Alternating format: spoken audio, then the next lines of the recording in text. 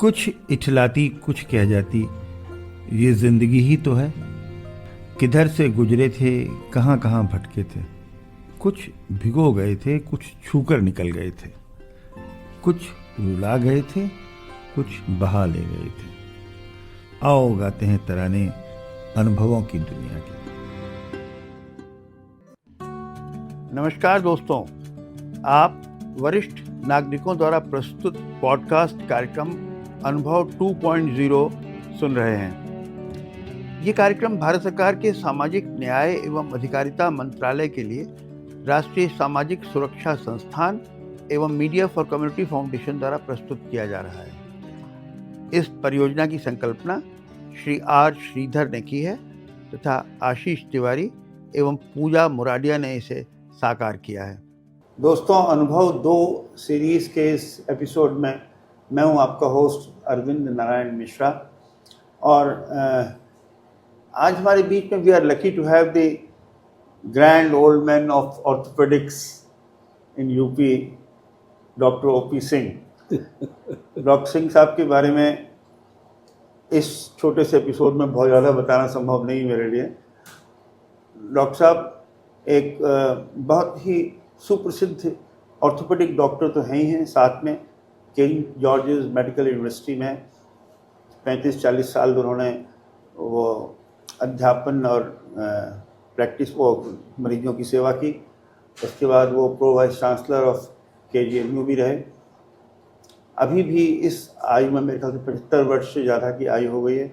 उसके बाद भी अभी सर्जरी कर रहे हैं, लोगों से मिल रहे हैं और उनके जो शिष्यों का एक समूह है वो न केवल देश विदेश में अपनी जगहों पर बहुत फेमस ऑर्थोपेडिक सर्जन्स हैं। लखनऊ में मेरे ख्याल से सारे जितने डॉक्टर हैं ऑर्थोपेडिशियन सब आपके स्टूडेंट हैं और आपको एक सुखद अनुभूति होती होगी कि शायद उन्होंने एक 40-45 साल पहले जब सर्जरी और मेडिकल साइंसेज और ऑर्थोपेडिक्स अपनी शुरुआत की स्टेज में था, उस समय से इस पेड़ को लगाया, सींचा और उसको वटवृक्ष बना दिया है और वो उसके पुरोधा हैं।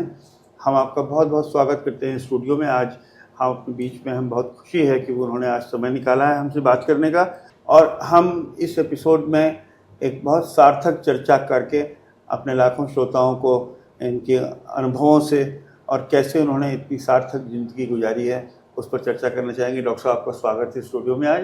धन्यवाद। और एक युग बदल गया, शायद मेडिकल साइंसेज का क्षेत्र बदल गया, छात्र और अध्यापकों का संदर्भ बदल गए, व्यक्तिगत रिश्तों भी उनके मायने बदल गए, लेकिन आप जस के तस हैं और अपनी जो आपका एक वो अनुशासित जीवन की एक शैली है उसके हिसाब से चले जा रहे हैं और ये सब एक लंबी हिस्ट्री है। कहाँ से शुरुआत करते हैं, कब आपने कहाँ से शुरुआत की और कैसे ज्वाइन किया, थोड़ा उसके बारे में श्रोताओं को बताना चाहेंगे। मेरी इच्छा थी एज ए छात्र कि मैं चिकित्सक बनूं जी। और उसके बाद मेरे परिवारजनों में खास करके मेरे पिताजी का बड़ा योगदान था जी। और उनकी दिली इच्छा थी कि मैं चिकित्सक ही बनूं। चिकित्सक ही बनूं, जी। और जब मैंने अपना BSc किया जी। उस समय मैं एलिजिबल हुआ CPMT के लिए। जी। तो मेरे पास 2 ऑप्शन थे, मैं MSc करूं जी या CPMT में बैठूं। जब CPMT में बैठने का मैंने इरादा किया तो मेरे पिताजी ने कहा एक शर्त है, KG में ही सिलेक्शन होगा तो आगे बात बनेगी। जी। खैर कंपटीशन होता है। अब KGMC में तो टॉपर्स ही जाया करते थे। जी। उस समय तो 3 कंपटीशन होते थे। जी। एक लखनऊ मेडिकल कॉलेज और कानपुर मेडिकल कॉलेज का एक होता था। जी। इलाहाबाद का दूसरा होता था और आगरा का तीसरा होता था। मेडिकल कॉलेज भी 4 ही थे उस समय? उस समय 4 मेडिकल कॉलेज से। तो मैंने इलाहाबाद और लखनऊ का फॉर्म भरा। जी। और लखनऊ में इलाहाबाद का रिजल्ट पहले आ गया। जी। उसमें मैं चयनित हो गया। जी। वहाँ मैंने ज्वाइन तो किया, जी इसलिए कि यहाँ का CPMT होने वाला था। जी और कंपटीशन जब होता है तो उसमें ये नहीं कहा जा सकता कि हाँ, क्या सिलेक्शन हाँ सर्टेनिटी नहीं होती। हो ही जाएगा। जी 15 दिन वहाँ मैंने पढ़ा। जी वहाँ का इन्वायरमेंट मुझे कुछ अजीब लगा। जी लखनऊ शहर और इलाहाबाद के शहर में कुछ तालमेल उतना अच्छा नहीं है। जी यहाँ का बाशिंदा वहाँ नहीं रह सकता। हाँ हाँ, वहाँ दोनों का, शहरों का मिजाज अलग है। हाँ, दोनों के मिजाज अलग अलग जी हैं। 15वें दिन हमारे एक टीचर थे एनाटॉमी के, SC वर्मा साहब। जी उन्होंने सारे छात्रों की किताब चेक करना शुरू किया। जी इत्तेफाक से मैं कोई पुस्तक ले नहीं गया था। जी और वो इतने सख्त टीचर थे, उन्होंने कहा आपने खरीदा क्यों नहीं? मैंने कहा इलाहाबाद में वो अवेलेबल नहीं। जी उन्होंने तुरंत इलाहाबाद के यूनिवर्सल बुक स्टोर में फ़ोन किया कि ये किताब है कि नहीं। इत्तेफाक से उस दिन नहीं थी। अच्छा जान बची। तो उन्होंने कहा आप लखनऊ जाइए, तो किताब लेके आइए। आइए। जब मैं लखनऊ आ गया तो पिताजी ने कहा कि 15 दिन की बात है, 15 दिन रुक करके यहाँ लखनऊ में ही रहो, कंपटीशन और वो देख लीजिए। जी मैं फिर इलाहाबाद गया नहीं।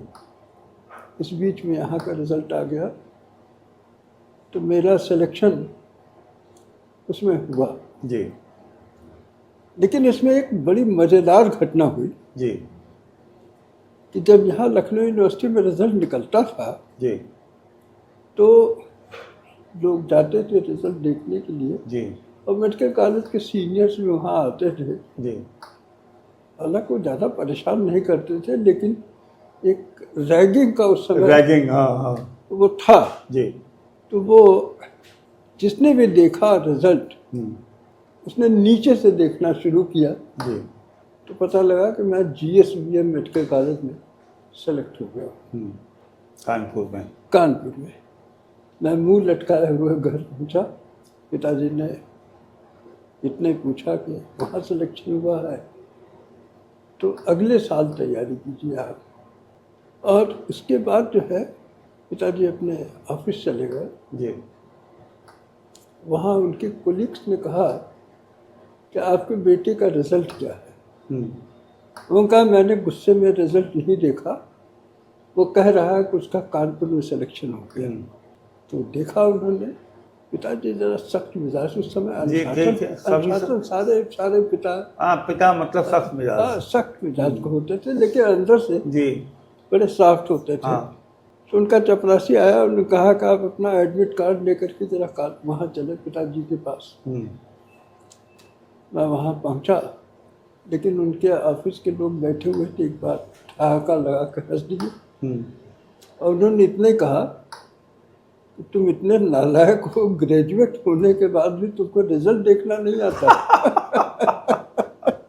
जी पता लगा कि 2 OP सिंह का सिलेक्शन हुआ जी, एक लखनऊ में और एक कानपुर में। जी जी, और इत्तेफाक से दोनों जौनपुर के।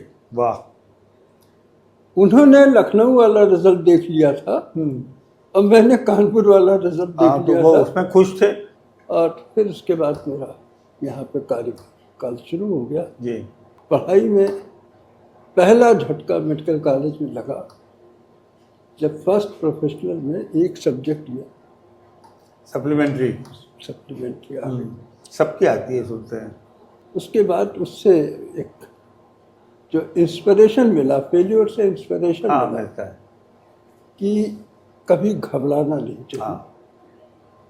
मेहनत की, अच्छे नंबरों से आगे पास होता गया। यहीं से उस जमाने में BN सिन्हा साहब का जमाना था जी। यहाँ का लड़का जल्दी MS यहाँ ज्वाइन नहीं करता था। हिम्मत करके मैंने ज्वाइन किया जी। तो साल भर बाद BN सिन्हा साहब रिटायर हुए, MK गोयल साहब ने कार्यभार लिया। उनके सानिध्य में, उनके मार्गदर्शन में मैंने अपना MS किया।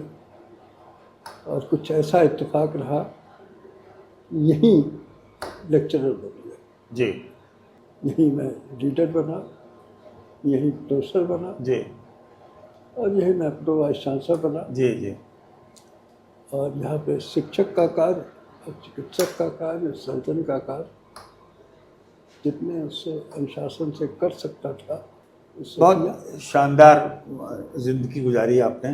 डॉक्टर साहब, एक बड़ा जो सवाल है जिसका जवाब आपको देने में संकोच नहीं होना चाहिए। ये इतना जो लोगों को आपने प्रोटेक्शन दिया है और जो आपका नाम लेवा बहुत सारे पूरी जनरेशन ऑफ डॉक्टर्स है, ये सब कुछ बदलता गया आपके जीवन काल में ही। जब आपने मेडिकल कॉलेज में घुसे होंगे या लेक्चरर हुए होंगे, उसके बाद से सब कुछ बदल गया। मेडिकल साइंसेस का स्वरूप बदल गया, डॉक्टरों की प्रकृति बदल गई, रिश्ते बदल गए आपस में डॉक्टरों के, सब बदल गया। और ये चेंज के बीच में आप चलते रहे अपने हिसाब से, कैसे संभव हुआ? देखिए, मेडिकल साइंस में एक परंपरा थी, खास करके सर्जरी में जी गुरु और शिष्य की परंपरा, जी, जो गुरुकुल काल में हुआ करती थी। गुरु शिष्य परंपरा। हाँ, सर्जन का गुरु चेला वही अच्छा होता है जो सर्जन के आगे पीछे हमेशा लगा रहे, देखता रहे, और कभी न कभी तो सर्जन जो है वो अपने शिष्य को भी आगे बढ़ाएगा, उसको विश्वास उस पर होगा, उससे विश्वास होता है। हाँ। तो अगर 10 पौधे लगाते थे तो एक तो गड़बड़ निकलते थे, लेकिन इत्तेफाक से उसमें चमकने वाले पौधे ज़्यादा रहे जी, उससे बड़ी हरियाली मिली। और सिद्धांतों से मैंने समझौता कभी नहीं किया। लेकिन अगर हमारा शिष्य कोई गलती कर दे और सामने आकर के वो कन्फेस कर ले, एडमिट कर ले कि मैंने गलती कर ली, तो उसको फिर दुनिया की कोई ताकत पनिश नहीं कर सकती जी। मैंने वही कहा, कोई बात होगी ऐसी। ये एक विश्वास जी लड़कों में था।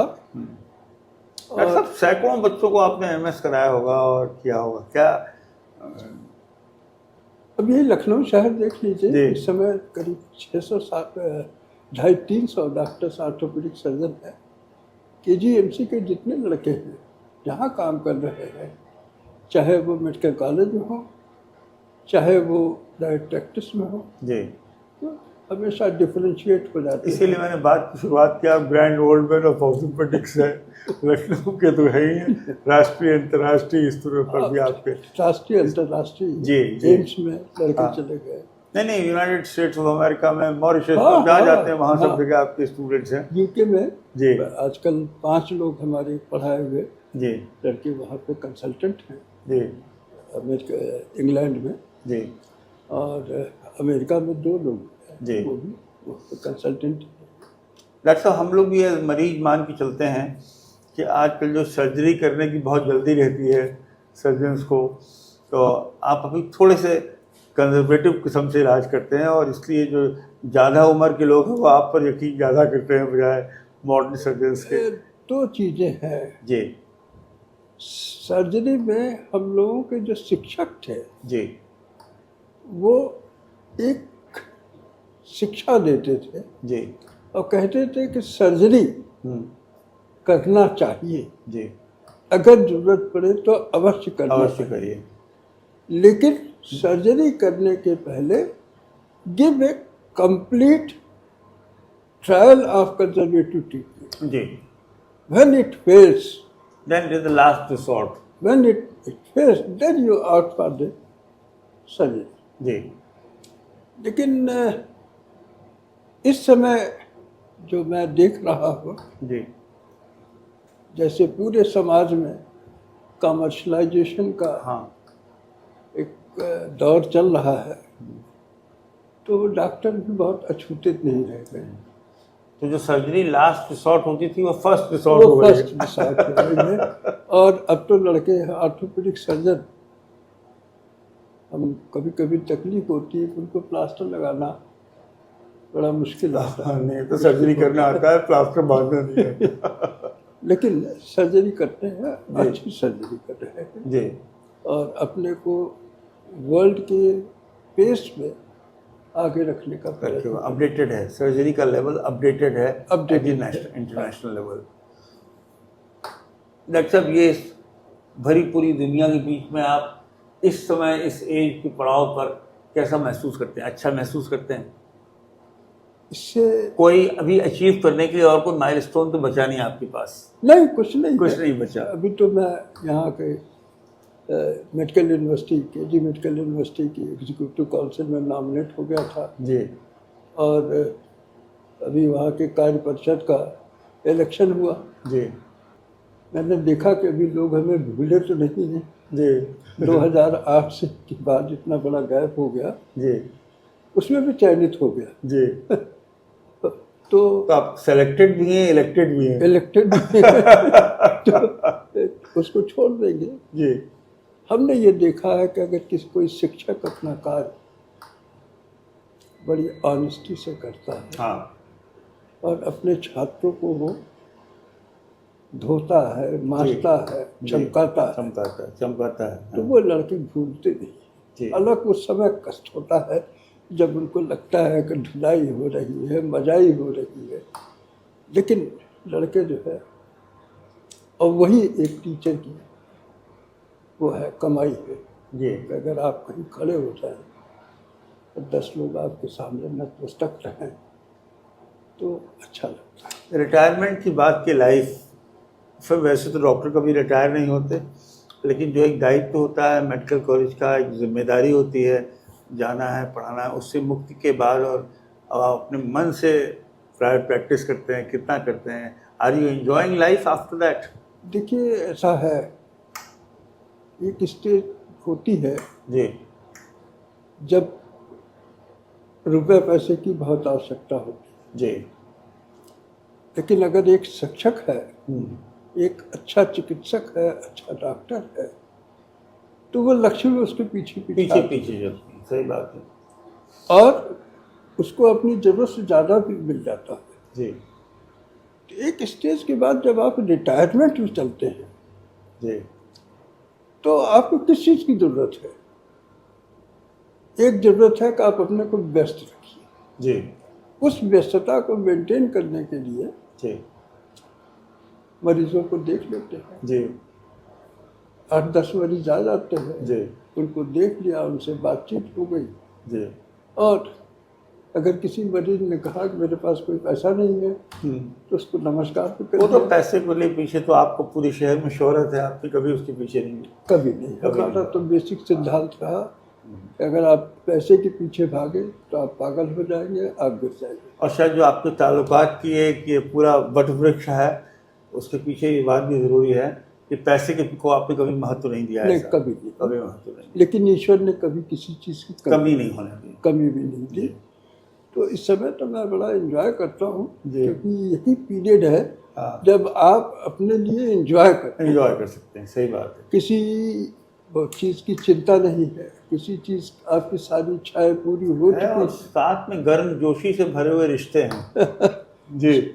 दोस्त है, हाँ, पुराने दोस्त हैं और जो भी रिश्ते हैं पब्लिक में भी बने हैं तो आज भी वैसे नहीं हुए। थैंक यू सर, बहुत बहुत आपका शुक्रिया हमसे बात करने का। और आप एक रोल मॉडल हैं डॉक्टर्स के लिए, और बड़ी मुश्किल ये है कि शायद ये आप ही हैं इन डॉक्टरों की दुनिया में, और हर आदमी एक जैसा नहीं होता, और आपकी जैसे प्रोटोटाइप भी नहीं है शहर में।